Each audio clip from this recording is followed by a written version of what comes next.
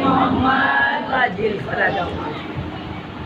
آپ کے سامنے میں نے سورہ رعد کی آیت کی تلاوت کی، الذین صبروا ابتغاء وجہ ربہم، وہ لوگ جو اپنے رب کی وجہ کے لیے، اپنے رب کے قرب کے لیے صبر کرتے ہیں، اقاموا الصلاۃ وانفقوا مما رزقناہم سرا وعلانیہ، اور نماز قائم کرتے ہیں اور جو ہم نے انہیں دیا ہے اس میں سے چھپ کر بھی اور ظاہراً بھی خرچ کرتے ہیں۔ وَيَدْرَؤُونَ بِالْحَسَنَةِ السَّيِّئَاتِ، اور وہ نیکیوں کے ذریعے سے برائیوں کو دور کرتے ہیں، نیکیوں کے ذریعے سے برائیوں کو دور کرتے ہیں۔ تو صلوات پڑھیں۔ بک چینج کر لیں اس کا۔ محمد و آل محمد صلوات۔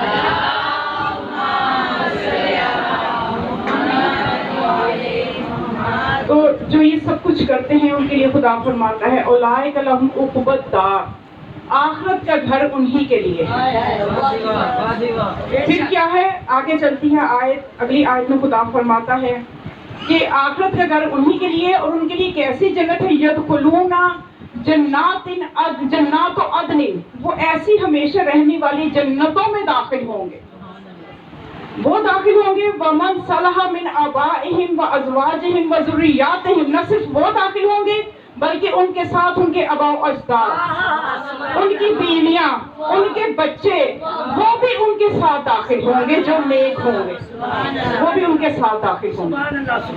اتنا انہیں مرتبہ ملے گا، اور جب وہ اس میں داخل ہوں گے تو پھر کیا ہوگا کہ فرشتے ان کے پاس ہر دروازے سے داخل ہوں گے اور داخل ہو کے کہیں گے سلام علیکم بما صبرتم فنعم عقبی الدار، کہ تم پہ سلام ہو کہ تم نے صبر کیا، اور یہ آخرت کا ٹھکانہ ہی اصل میں بہترین ٹھکانہ ہے۔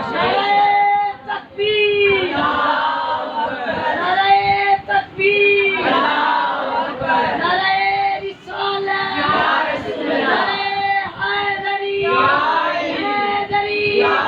مجلس کی قبولیت کے لیے، اس گھر کے جتنے مکین ہیں مولا ان کی صحت و سلامتی کے لیے، جوانوں کے رزق کو خوشحالی کے لیے آواز بلند صلوات۔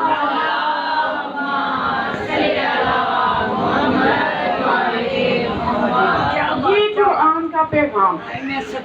ایک اور جگہ بھی میں نے مجلس پڑھی تو اس دفعہ میری کوشش یہ ہے کہ قرآن کی جو پیغامات، اس کے اندر خزانے جو پڑے ہوئے ہیں، اور ہم صرف چند دن قرآن کھولتے ہیں، ماہ رمضان میں کھولتے ہیں یا دن میں ایک مرتبہ کھولتے ہیں، تو اس میں بھی بس عربی پڑھی اور جلدی جلدی سے پڑھ کے آگے نکل گئے، یہ پتہ ہی نہیں قرآن کہہ کیا رہا۔ یہ اصل میں ضابطۂ حیات ہے، ہم غور و فکر نہیں کرتے، جبکہ قرآن بار بار کہہ رہا ہے کہ تم غور کیوں نہیں کرتے، تم غور و فکر کیوں نہیں کرتے، لیکن ہم اس پہ بھی غور نہیں کرتے اور بس آگے نکل جاتے ہیں کہ آج میں نے اتنی صورتیں ختم کرنی ہے تو فلاں نماز کے بعد میں نے فلاں سورہ پڑھ کے فلاں اجر لینا ہے، بس اتنا ہی ہماری سوچ رہتی ہے، جس کی وجہ سے ہم اپنی آخرت کے گھر کے لیے کوئی تیاری نہیں کر رہے۔ تو اس پیغام میں خدا ہمیں آخرت کے گھر کے بارے میں بتا رہا ہے کہ کیسے تم وہاں پہ زندگی بسر کرو گے۔ اور دیکھیے جی، جو ایک لمحے کی، ایک ساعت کی، امام فرماتے ہیں ایک ساعت کا غور و فکر ایک سال کی عبادت سے افضل ہے۔ ہم عبادتیں کر کے تو خوش ہو جاتے ہیں، لیکن یہ جو ایک ساعت میں ہمیں ایک سال کی عبادت ملنی ہے وہ کام نہیں کرتے۔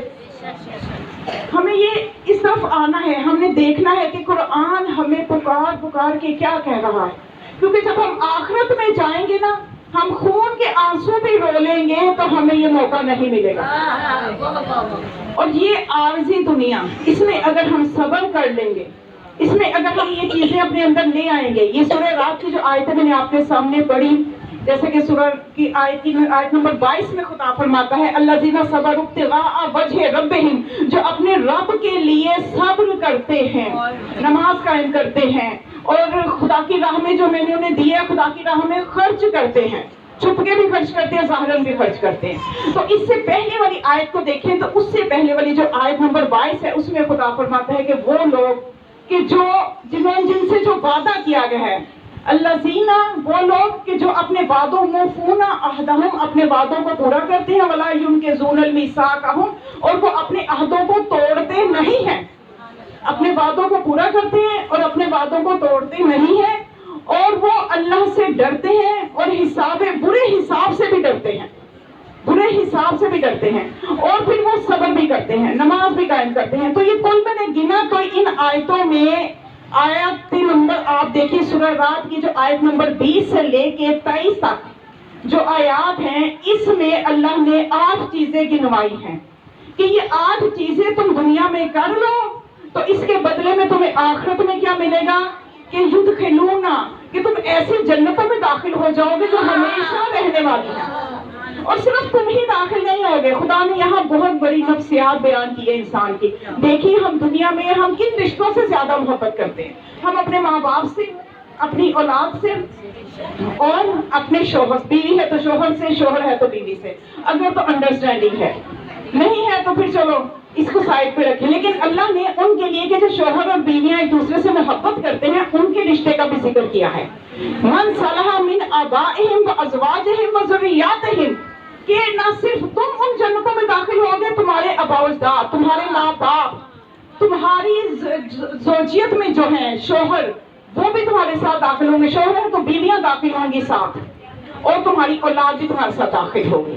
دیکھیں ہم دنیا میں محبت کرتے ہیں، لیکن جب ہم یہ سوچتے ہیں نا کہ یہ ساتھ صرف دنیا کا ہے، ہم یہ سوچتے ہیں اور خوفزدہ ہو جاتے ہیں کہ یہ عارضی تعلق جو ہمارا ہے، ایک وقت آئے گا ماں باپ دنیا سے چلے جاتے ہیں، ان کا اولاد سے تعلق نہیں ہے، اولاد اپنی دنیا میں مصروف ہو جاتی ہے، تو یہ چیز بہت تکلیف دیتی ہے۔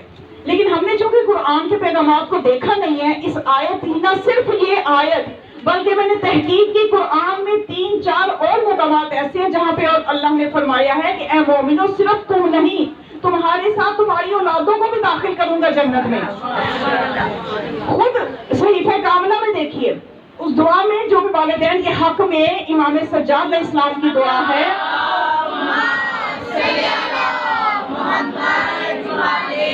اس میں امام، کیونکہ قرآن ہے صامت قرآن، یہ ہستیاں ہیں ناطق قرآن، ان کا ہر بیان، ان کا ہر کلام قرآن کے مطابق ہوگا۔ تو اس دعا میں کبھی پڑھیے گا صحیفہ کاملہ میں جو دعا ہے نا کہ والدین کے لیے حق میں دعا، ایک وہاں پہ اولاد کے حق میں بھی دعا ہے، لیکن ترتیب دیکھیے پہلے آئے گی والدین کے حق میں دعا، پہلے والدین کے لیے کرو گے تو اولاد کے حق میں مانگی گئی دعائیں قبول ہوں گی۔ تو جہاں پہ ہے نا والدین کے لیے دعا، اس دعا میں یہ لکھا ہوا ہے کہ اے خدا اگر آخرت میں میں قابل شفاعت ہوا کہ شفاعت کرنے کے قابل ہوا تو مجھے توفیق دینا میں اپنے ماں باپ کی شفاعت کر لوں اور انہیں اپنے ساتھ جنت میں لے جاؤں، اور اگر میرے ماں باپ نیک ہوئے، میرے اعمال میں کمی ہوئی تو میرے ماں باپ کو بھی شفاعت کر دیں اور مجھے اپنے ساتھ جنت میں لے جائیں۔ تو وہی چیز خدا قرآن میں فرما رہا ہے کہ دنیا میں تم تھوڑی سی محنت کر لو، صبر کر لو، تو یہ جو رشتے ہیں تمہارے جن سے تم دنیا میں محبت کرتے ہو یہ عارضی نہیں رہیں گے، یہ دائمی بن جائیں گے، یہ دائمی بن جائیں گے۔ کتنا بڑا پیغام ہے جو قرآن ہمیں دے رہا ہے کہ یہ تمہارے ماں باپ بھی تمہیں مل جائیں گے، اور یہ سب کیوں ہوگا؟ کیوں خدا ماں باپ کو بھی داخل کرے گا، اولاد کو بھی؟ کیوں؟ اس لیے کہ خدا جب اپنے مومن کے لیے جنت کا مستحق اسے بنا دیتا ہے، خدا چاہتا ہے کہ میں اپنے مومن کی ہر خواہش کو پورا کروں، میں اپنے مومن کو ہر طرح سے خوش کروں، کیونکہ یہ اب جنتی ہو گیا ہے، میں اس کی ہر خوشی پوری کروں۔ تو اپنے مومن کی خوشی پوری کرنے کے لیے تاکہ یہ پوری طرح سے لذتوں سے استفادہ کرے، ساتھ اس کے بچوں کو بھی بھیجے گا، اس کی زوج کو بھی بھیجے گا، اس کے آباء و اجداد کو بھی بھیج دے گا۔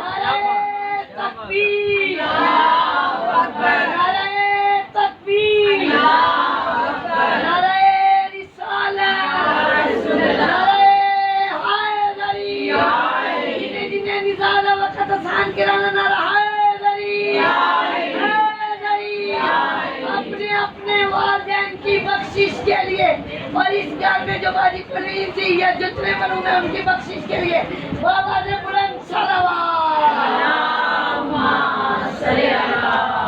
تو بس ہمیں چاہیے کہ ہم اپنے ماں باپ سے، اپنی اولاد سے، اپنے کنبے سے اپنے تعلقات کو مضبوط کریں۔ اس لیے خدا قرآن میں یہ پیغام دیتا ہے کہ یا ایھا الذین آمنوا، اے لوگوں جو ایمان لائے ہو تم یہ کام کرو، قوا انفسکم واہلیکم النار، تم اپنے آپ کو بھی جہنم کی آگ سے بچاؤ اور اپنے اہل و عیال کو بھی بچاؤ، پھر ہی تمہیں جنت کی لذتوں کا مزہ آئے گا۔ نہ یہ ایسا نہیں ہے کہ خود کو بچاتے رہے، اولاد کا پتہ نہیں ہے کس طرف جا رہی ہے۔ اپنے اہل و عیال، نماز کے لیے خود اٹھو، اپنے بچوں کو بھی اٹھاؤ، حجاب خود بھی کرو، اپنی بچیوں سے بھی کرواؤ، کیونکہ تمہیں اکیلے جنت میں کیا مزے لوگے جب تمہاری اولاد جہنم کی طرف جا رہی ہوگی، تو کیا مزہ آئے گا؟ تو اس لیے خدا نے فرمایا من صالح، جو صالح ہوں گے تمہارے ابا میں سے، تمہاری اولاد میں سے، ان کو اللہ ساتھ شامل کر دے گا۔ اگر تھوڑی بہت کمی ہوگی وہ شفاعت پوری کر دے گی، تو جنت میں چلے جاؤ گے۔ بہت آسان راستہ ہے۔ تو اب ہمیں کرنا کیا ہے کہ اس دنیا کو ہم نے دیکھنا ہے کہ اس میں صبر کس طرح سے کیا جائے۔ صبر کا کیا مطلب ہے؟ صبر کا مطلب آپ اس کے لیے بہت زیادہ ہمیں گہرائی میں تو جانے کی ضرورت نہیں ہے، اتنا سمجھ لیجئے کہ جابر بن عبداللہ انصاری، جنہوں نے کہ 7 معصوموں کا زمانہ دیکھا اور 5 اماموں کا زمانہ دیکھا، 7 معصومین کے ساتھ انہوں نے زندگی گزاری، تو ایک مرتبہ امام علیہ السلام نے، امام باقر علیہ السلام نے جابر سے پوچھا،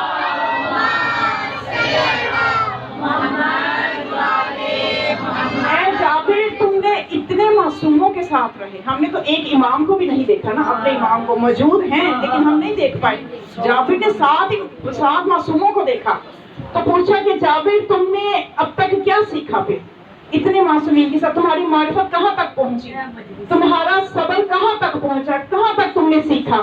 جابر نے کہا کہ آپ کے ساتھ، آپ ہستیوں کے ساتھ رہتے ہوئے میں تو یہاں تک پہنچا ہوں کہ میں تو اللہ سے صحت نہیں مانگتا، بیماری مانگتا۔ ہم ہر وقت صحت کی دعا کرتے ہیں، یا اللہ ہمیں تو کبھی بیماری لگے ہی نہ، لیکن جابر کہتے ہیں میں بیماری مانگتا ہوں، کیونکہ بیماری سے گناہ جھڑتے ہیں، اللہ یاد رہتا ہے، تو میں کہتا ہوں کہ میں صحت مند ہوں ہی نہ۔ پھر کہنے لگا کہ مولا اس کے علاوہ میں نے کیا سیکھا کہ میں اللہ سے دولت کے بجائے غربت مانگتا ہوں، اور ہم دولت مانگتے ہیں۔ تو فرمایا کہ میں غربت اس لیے مانگتا ہوں کہ میرا حساب آسان ہوگا، زیادہ دولت ہوگی حساب زیادہ دینا پڑے گا، غربت ہوگی حساب آسان ہوگا، تو اس لیے میں تو غربت مانگتا ہوں تاکہ مجھے اللہ کا قرب ملتا رہے۔ تیسری چیز یہ کہ میں تو اللہ سے بڑھاپا مانگتا ہوں، جوانی نہیں مانگتا۔ ہم کہتے ہیں ہم ہمیشہ جوان رہیں، تو جابر نے کہا کہ بڑھاپا ہوگا، گناہ کی طاقت کب ہوگی، گناہ کب کروں گا، تو میں تو بڑھاپا مانگتا ہوں۔ یہ اب ہم اسی پہ ابھی نہیں سمجھ سکے، ابھی تو ہم اس در کے غلاموں کو نہیں سمجھے، تو مولا نے کیا فرمایا؟ مولا نے فرمایا باقر اتنا عرصہ ہمارے ساتھ رہ کے یہی سیکھا؟ مولا نے بس یہی سیکھا؟ تو مولا نے فرمایا کہ اس طرح سے ہی ابھی تک تم یہاں تک پہنچے ہو؟ جابر نے کہا مولا اس سے آگے تو مجھے سمجھ بھی نہیں آ رہی، مجھے بھی سمجھ نہیں آ رہی۔ تو مولا نے فرمایا میں تمہیں بتاتا ہوں کہ ہم اللہ سے یہ نہیں کہتے کہ مجھے بیماری دے، صحت نہ دے، بلکہ ہم یہ کہتے ہیں اے اللہ جو تو چاہے، چاہے تو بیمار رکھ، چاہے تو صحت مند رکھ، چاہے تو غریب رکھ، چاہے تو امیر رکھ، ہم اپنا ارادہ بتاتے ہی نہیں ہیں، ہم وہی چاہتے ہیں جو اللہ چاہتا ہے، ہم اللہ کی مشیت پہ راضی رہتے ہیں۔ نعرہ تکبیر، اللہ اکبر، نعرہ تکبیر، اللہ اکبر، نعرہ رسالت، یا رسول اللہ، نعرہ حیدری، نعرہ سلمان، اللہم صلی علی دوڑ بھی ہو تو سلامت مولا سلامت رکھیں۔ محمد صلی اللہ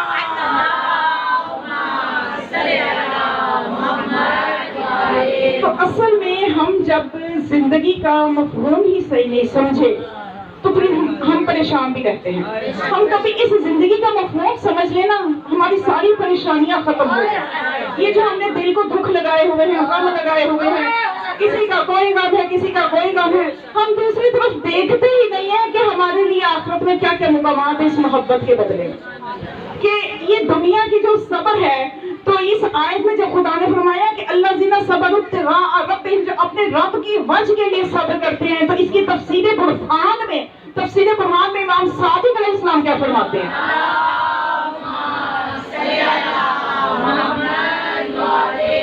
امام فرماتے ہیں کہ ہم صابر ہیں، ہم آئمہ صابر ہیں، بے شک بے شک، اور ہم سے زیادہ اجر ہمارے شیعوں کے لیے ہے کہ وہ بھی صابر ہیں۔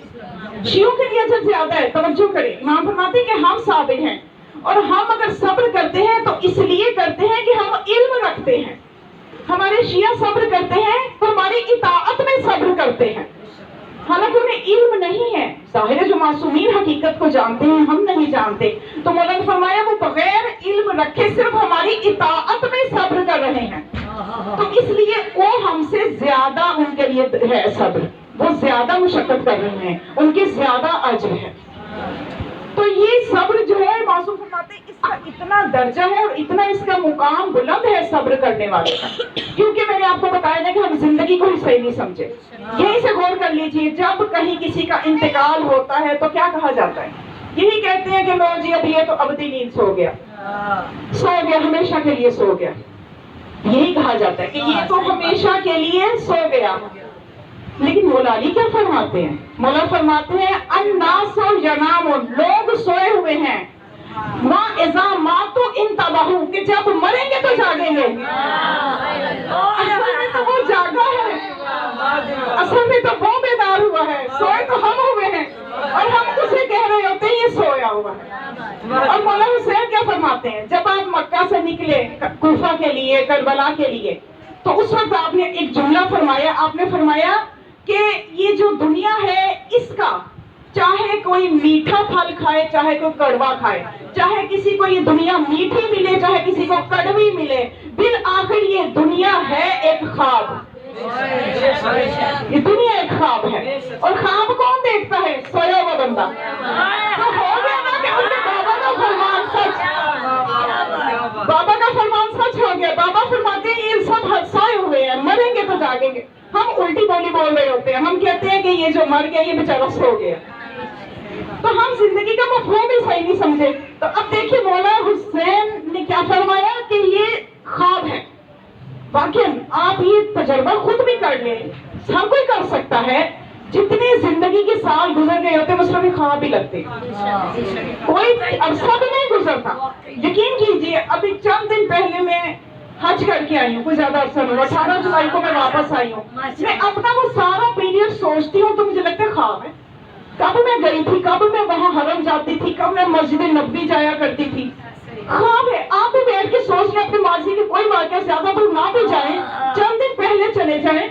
یہ ہمارے گھر آپ مجالس پہ آتے رہے ہیں, آپ کو لگے کہ خواب ہے, کب ہم جایا کرتے تھے وہاں خمسہ ہوئی تھی. تو جو مولا اس نقشہ کھینچے کہ اس زندگی کا جو وہ ہستیاں جو علم لدنی کے مالک ہیں, جو محشر کی مالک ہیں, تو ہمیں ان کی باتوں پہ غور کرنا چاہیے. آپ دیکھیے کہ خواب کی حقیقت ہی کیا ہوتی ہے.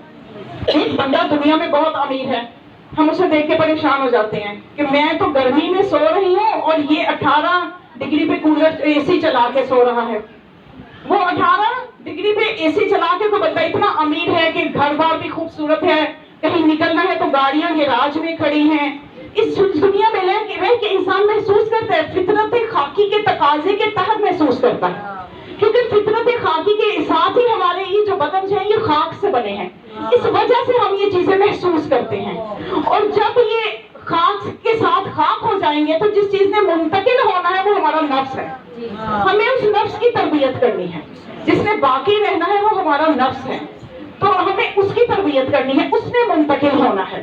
تو اب جو بندہ دنیا میں ہے بڑے اچھے ماحول میں وہ سویا ہوا ہے, تو اب کیا ہے ہمارے نزدیک وہ بڑی عائش و عشرت میں ہے, مولا حسین کے نزدیک وہ حالت خواب میں ہے. تو اب جب اس کی آنکھ کھلے گی قبر میں جا کے, دنیا میں کوئی حقوق پورے نہیں کیے, دنیا میں کوئی حقوق پورے نہیں کیے, تو بیدار ہوگا تو ڈر کے بولے گا, روئے گا کہ وہ خواب تھا. حقیقت کتنی بری ہے. جیسے ہم کوئی اچھا خواب دیکھتے ہیں تو اٹھتے ہیں تو کہتے ہیں ہائے یہ خواب کیوں تھا, یہ حقیقت ہوتی ہے. یہ ہم کوئی برا خواب دیکھتے ہیں تو ڈر کے پسینے سے شرابور اٹھتے ہیں تو ہم کہتے ہیں شکر ہے یہ خواب تھا. تو اسی طرح ایک نیک بندہ جو اس دنیا میں مصیبتیں جھیلتا رہا لیکن صبر کا دامن ہاتھ سے نہیں چھوڑا, محمد علیہ محمد کا دامن ہاتھ سے نہیں چھوڑا, وہ جب قبر میں پہنچے گا جنت کے دروازے کھلیں گے تو وہ ایک دم ڈر کے اٹھ کے کہے گا کتنا برا خواب تھا جو میں دیکھ رہا تھا, کتنا برا خواب تھا جو میں دیکھ رہا تھا.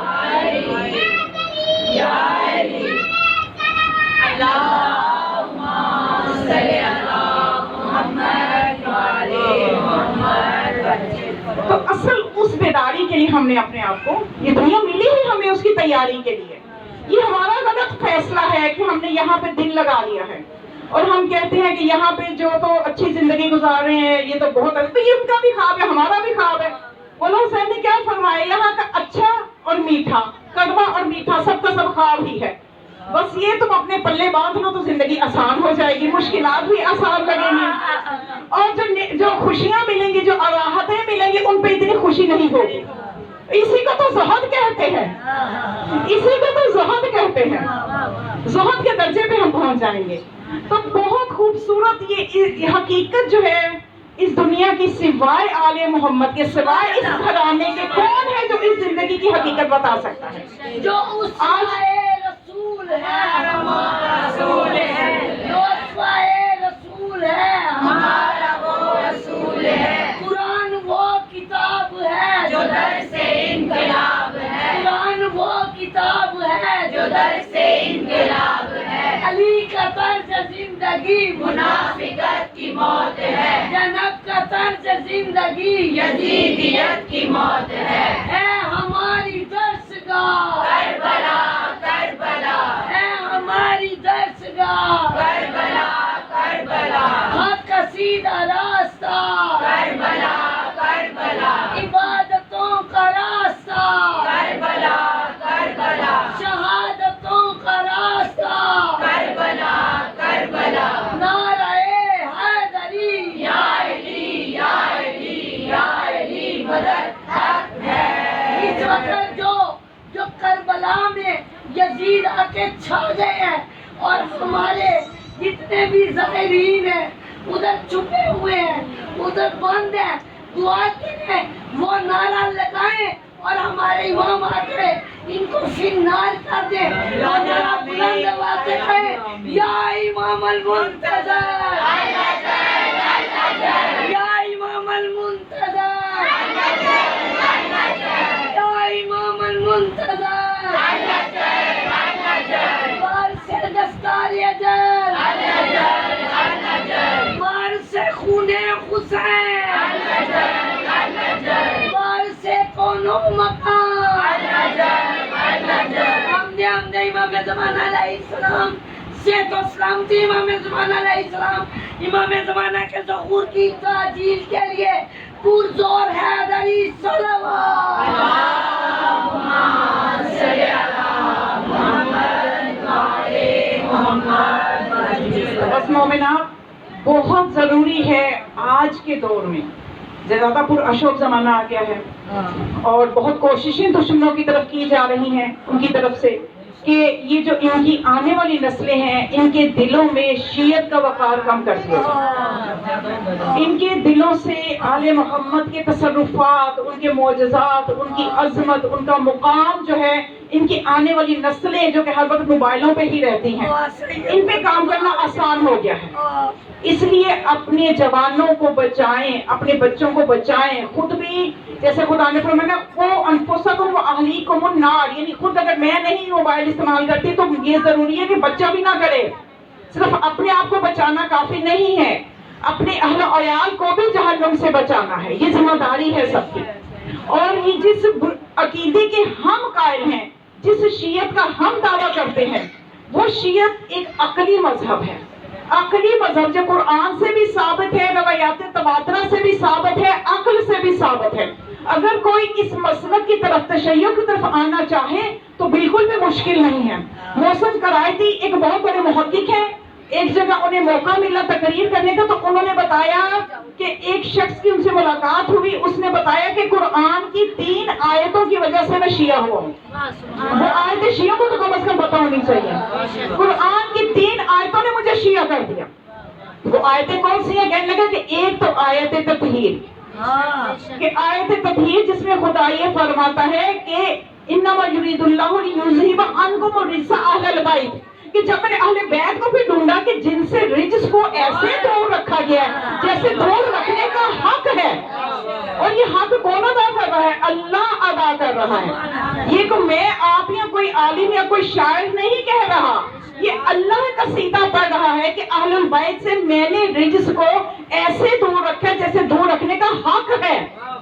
تو اب اللہ جو ہے صلی علی محمد وعلی محمد، اور اہل البیت کو جب ڈھونڈا تو इसी दर पे आया। सुभान अल्लाह। फिर खुदा फरमाता है कि या अय्युहल्लज़ीना आमनू तकुल्लाह व कूनू मअस-सादिकीन, ए लोगों सच्चों के साथ हो जाओ। सच्चे ढूंढे तो वो भी यही नजर आए। क्या बात, क्या बात। फिर कुरान कहता है अस्साबिकून अस्साबिकून उलाइकल मुकर्रबून, कि जो सबकत ले गए ईमान में वो ही मुकर्रब हैं। तो मैंने देखा कि ईमान में सबकत भी इसी घराने में नजर आई। अब दुनिया वालों ने बड़ी कोशिशें की, दुनिया वालों ने कहा कि मौला कायनात जो है ये बच्चों में पहले ईमान लाए, कैटेगरी कर दी ताकि ये साबित ना हो जाए कि ये साबिक हैं। इस चीज से निकालने के लिए कि अली अगर पहले ईमान लाए भी तो वो बच्चों का एक अलग ग्रोह है, वो बच्चों में पहले ईमान लाए। भाई अली का ईमान तुम कहाँ से शुमार कर सकते हो? तुम बच्चों में शुमार कर रहे हो। हम तुम्हें बताते हैं कि अली कब ईमान लाए और तुम्हारी ही किताब से बताएंगे कि अली कब ईमान लाए। इब्ने कसीर हमारी तफसीर की किताब नहीं है, इब्ने कसीर में भी लिखा हुआ है, कौकब दुर्री में भी लिखा हुआ है कि जब मौला कायनात इस दुनिया में तशरीफ लाए तो उस वक्त लोगों का रवाज ये था कि अबू जहल जो उस वक्त का मुफ्ती था, वैसे तो आजकल भी कई अबू जहल हैं लेकिन मुफ्ती बने फिर रहे हैं। क्या है कि अबू जहल है, जहालत का बाप है, लेकिन उस वक्त का मुफ्ती शुमार होता था। वो करता क्या था कि मक्का में जहां भी बच्चा पैदा होता था वो बुतों के नीचे की मिट्टी, ये इब्ने कसीर में लिखा हुआ है, कौकब दुर्री में भी लिखा हुआ है कि बुतों के नीचे की मिट्टी ले जाके बच्चे की पेशानी पे लगाई जाती थी। तो फिर ये होता था कि उस कहता मशहूर ये तो उस जमाने में कि जिस बच्चे की पेशानी पे ये मिट्टी लग जाएगी ये बुतों का एहतराम करेगा, ये बुतों का एहतराम करेगा। अब जब मौला कायनात तशरीफ ले आए तो ये बुतों के नीचे की मिट्टी लेके रसूलुल्लाह के पास आया और आके कहता है मुझे अब इजाजत दें, जो आपके घराने में बच्चा आया है इसकी पेशानी पे भी ये मिट्टी लगाऊं। पहले आपकी पेशानी पे नहीं लगा सका, रस्म अदा नहीं हुई, तो देखिए आज आप हमारे बुतों को बुरा भला कह रहे हैं, तो अब जरा इस बच्चे के तो घर में लगा के ही रहूंगा। रसूलुल्लाह ने फरमाया ठीक है जाओ लगाओ इसकी पेशानी पे मिट्टी, बच्चा हाजिर है और वापस इनाम भी लेते जाना। तो जाके जब मौला कायनात की पेशानी पे मिट्टी उसने करीब ही करना चाही तो अपनी शीर खारगी में लो मलूद अली अभी लो मलूद है, ऐसा तमाचा अबू जहल के मुंह पे नसीब किया कि अबू एक तरफ हो गया, जहल दूसरी तरफ हो गया।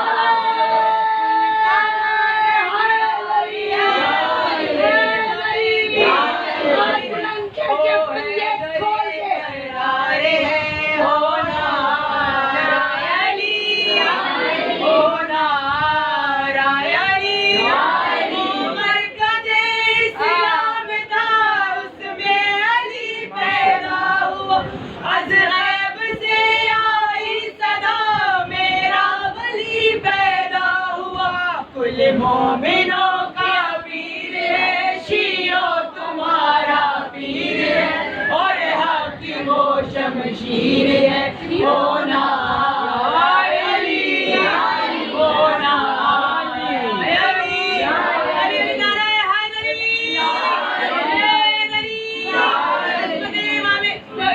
मौला अली अलैहिस्सलाम बुलंद से बुलंद तर सलावत।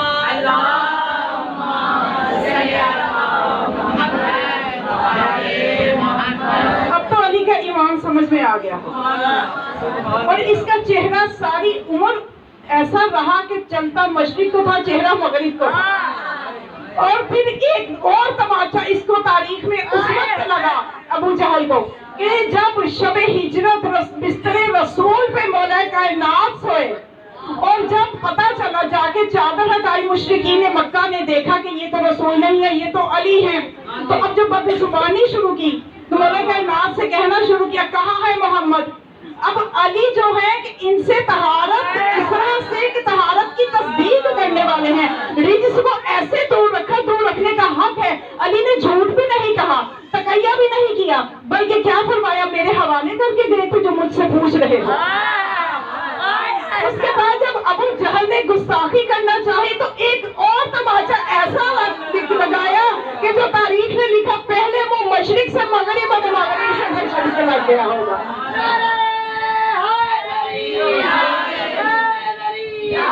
जो भी नारा लगाएगा मन की मुराद पाएगा, 45 लाख नारा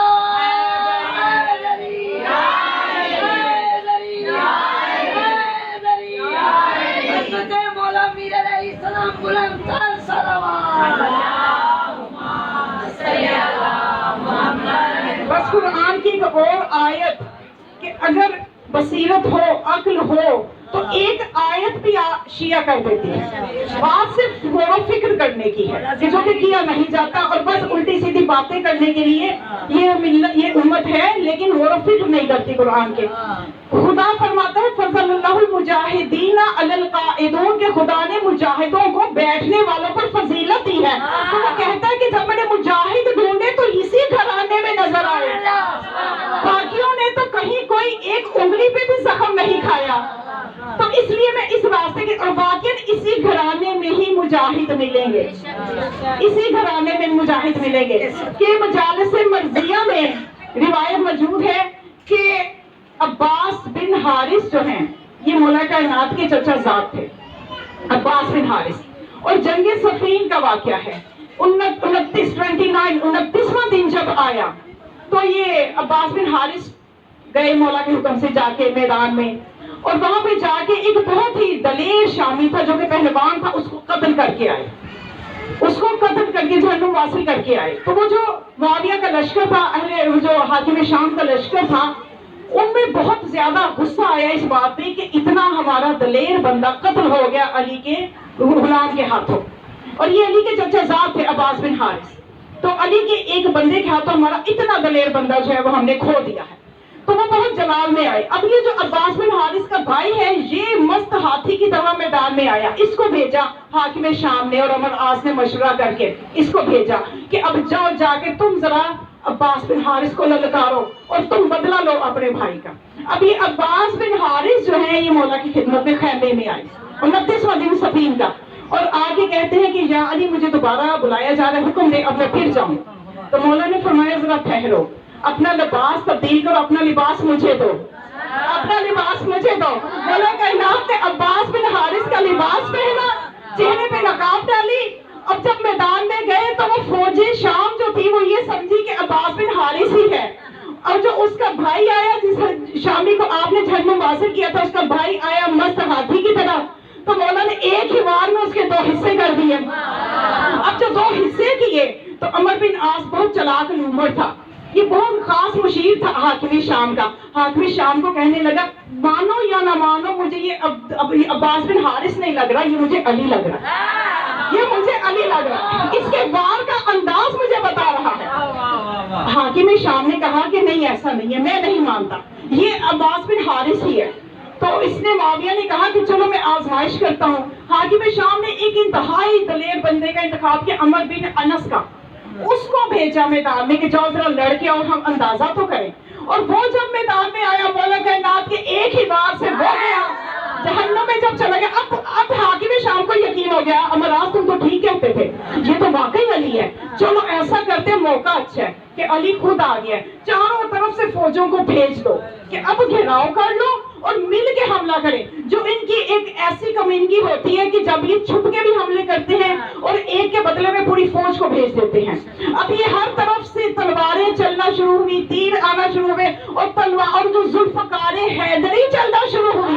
अब ये जुल्फकार चलने की, अब ये हर तरफ से अभी घेरे में है, अभी जुल्फकार चली नहीं है, चलने का इंतजार हो रहा है कि जुल्फकार कब चलेगी। कि इतने में अम्मार यासिर मौला हसन के पास आए और आके कहते हैं कि मौला इजाजत दे हम जाएं, ये तो पूरी फौज ने मौला को घेर लिया है। तो मौला हसन ने इत्मीनान से फरमाया कि आप जरा इत्मीनान रखें, मेरे बाबा वो है कि जो ये फरमाते हैं कि अली का परवाह नहीं है कि मौत उस पे आ पड़े या वो मौत पे जा पड़े।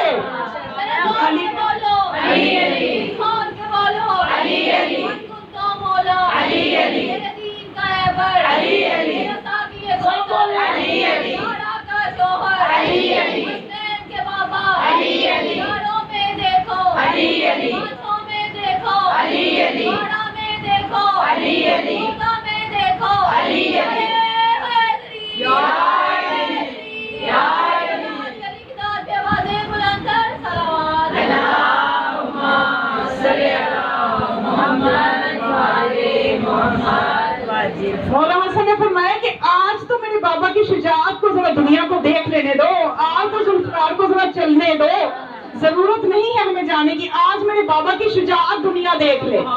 तो अर्श पर फरिश्तों ने फरिश्तों ने भी तवज्जो के साथ नीचे देखना शुरू किया और दाद देना शुरू की। इस इंतजार में थे कि जुल्फकार चले तो हम दाद दें। हर तरफ कायनात में सकूत तारी हो गया, दरियाओं की रवानी रुक गई, फूलों की महक रुक गई, चांद की और सूरज की ताबानी रुक गई, हर चीज रुक गई, कायनात थम गई। अब जुल्फकार ने चलना था, चारों तरफ से दुश्मन ने घेर लिया। अली ने जुल्फकार को सहमत ही नहीं दी, अपने चेहरे से नकाब उल्टा, नकाब का उलटना था, ऐसे भागे कि जैसे गीदड़ भागते हैं और उनके पीछे शेर भाग रहा हो। कोई घोड़े से गिरा, मस्त कलंदर, काबे के गोहर, ज़हरा के शोहर, हम सबके आका।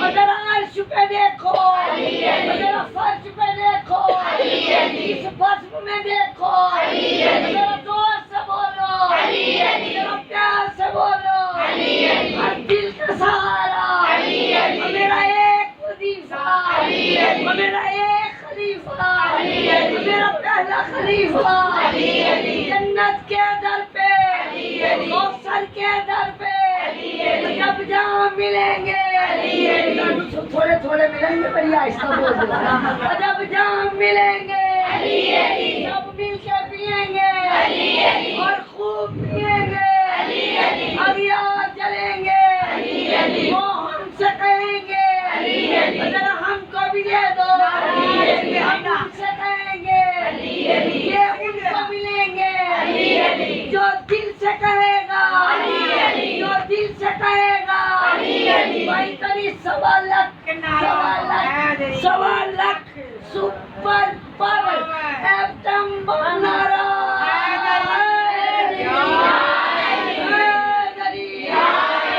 जिन्हें करबला जाना रहा है, जिन्हें शम जाना रहा है, जिसने मौला अली से ज़ादेरा लेके नजफ जाना रहा है, मौला अली अलैहिस्सलाम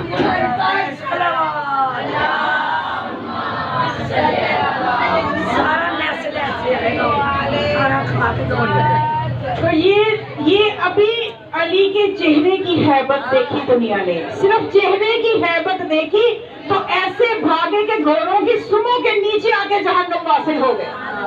अब जो ये मंजर अमर बिन आस ने देखा, वो जो मुशीर खास था हाकिम शाम का, तो तारीख ने लिखा कि उसने हाकिम शाम से कहा कि अब क्या करें, फौजें तो हमारी भाग गई हैं। अब उस वक्त मौला कायनात ने जब देखा ना कि सब के सब दौड़े लगा गए हैं, भाग गए हैं, तो उस वक्त मौला ने बुलंद आवाज से बुलाया और निदा दे के कहा कि ए अमीर शाम, ए मुआविया, आजा तू और मैं ही 2 हाथ कर ले, आजा तू ही आजा, आज मेरे साथ 2 हाथ कर ले। तो जब आपने दावत दी उसको आने की, तो अमर बिन आस ने कहा कि ए मुआविया चले जा, चला जा, हो सकता है कि तू ही अली को कत्ल कर दे। तो वो मुआविया कहने लगा, हाकिम शाम ने कहा कि ए अमर आस, मुझे लगता है कि तू नमक हराम है, मुझे अली के मुकाबले में भेज रहा है, तू नमक हराम है, तू चाहता है कि मैं मर जाऊं और तुझे हुकूमत मिल जाए। तो कहने लगा कि नहीं नहीं हाकिम शाम, बात ऐसी है कि जरूरी तो नहीं है कि अली ही तुम्हें कत्ल करे, तुम जवान हो, हिंदा के बेटे हो, जाओ तुम जाओ, हो सकता है तुम ही अली को कत्ल कर दो। तो कहने लगा अब तो मुझे लगता है कि तुम मुसलमान भी नहीं हो, अब तो मुझे लगता है कि तुम मुसलमान भी नहीं हो, इसलिए कि तुमने रसूल खुदा की हदीस नहीं सुनी कि जो अली के मुकाबले में आएगा वो कभी बच के जा ही नहीं सकता, जो अली के मुकाबले में आएगा वो बच के साथ दिल बोला, अली मौला, अली मौला, जुबान के साथ दिल बोला, अली मौला, अली मौला, तेरा मौला मेरा मौला, अली मौला, अली मौला, ला नारा मुखारोला, अली मौला, अली मौला, ला नारा मुखारोला, अली मौला, अली मौला, नूर पुर नूर, अली के दुश्मन दूर, नाराए हैदरी, हैदरी, हैदरी, मजलिस की कबूलियत के लिए इस घर के मर्दों की सेहत और शान तमाम मकीनों की बच्चों की सेहत के लिए भी सब जो इस घर में अपने मौला उनके इज्जत की कुशादगी के लिए, अपने परदेशियों के सदके में उनके परदेशियों की मुआवजत के लिए और मेरी शादिया की बेकुल्ली से के लिए बाबा से बुलंद सलावत। मजा आ गया। तो बस साहब की सेहत के लिए सलावत।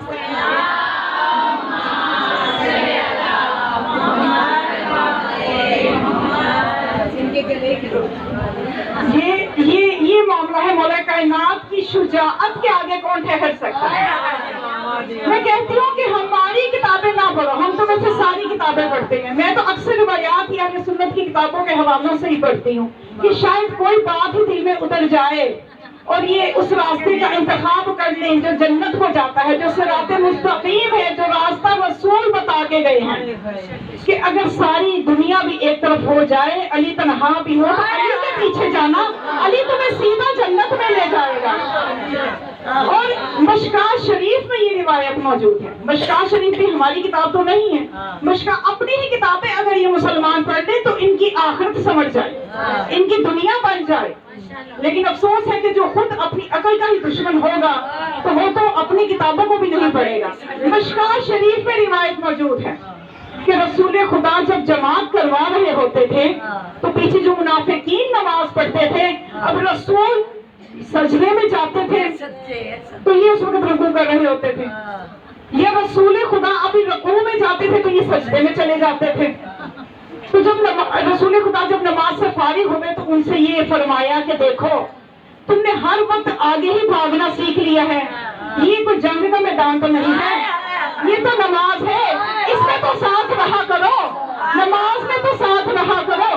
तो अब जब इन्होंने रसूल का ये फरमान सुना तो आपस में बहस करने लगे कि लगता है कि जब हम रुकू में जाते हैं तो रसूल हमें पीछे से मुड़ के देखते हैं, जब यहाँ पर हम सजदे में जाते हैं तो रसूल हमें मुड़ के देखते हैं। जब रसूल खुदा तक उनकी ये 6 मुगलियां पहुंची तो आपने फरमाया वल्लाह इन्नी लअरा खल्फो कमा अरा बैना यदै, खुदा की कसम मैं हादी हूँ, ऐसा हादी हूँ कि जो अपने पीछे से भी उसी तरह देखता हूँ जिस तरह अपने सामने से देखता हूँ।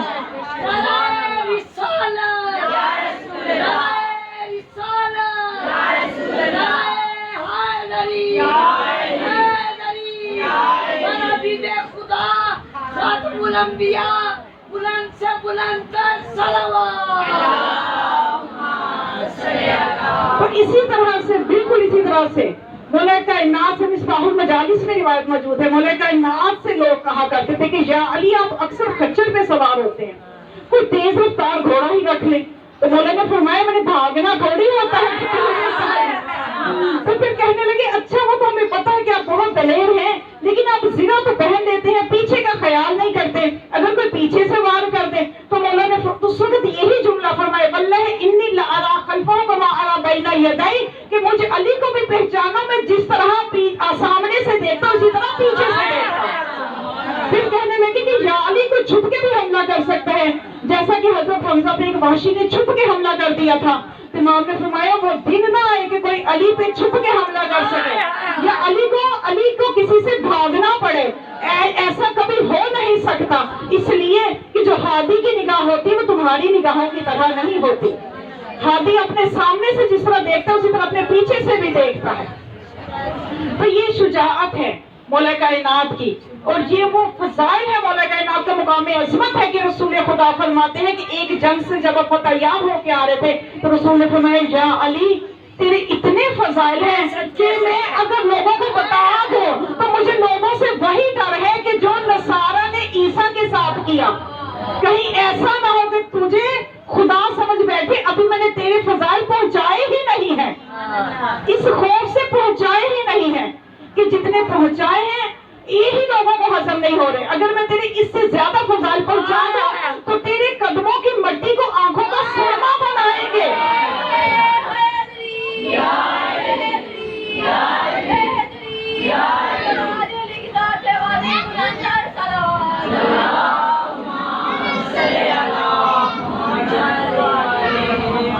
तो बस मोमिनात ये मौला कायनात से हसद ही था और बुग़्ज़ था जो करबला में उनकी औलाद से बदला लिया।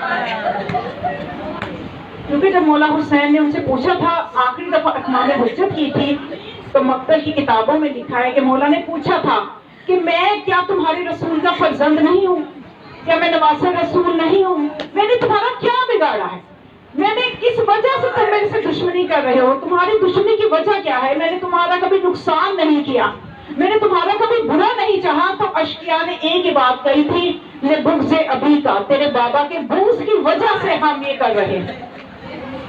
और इसलिए कूफा और शाम के बाजारों में भी जब पत्थर फेंके गए आले रसूल पर, तो वो मलऊन यही कहते थे कि आओ अली का बदला ले लो, आज अली की औलाद बाजारों में आ गई, आज अली की बेटियां बाजारों में आ गई, आओ और अली से बदला ले लो। मोमिना, जब ये काफिला कूफा से शाम पहुंचा है ना, तो बहुत सी मंजिलें आई हैं।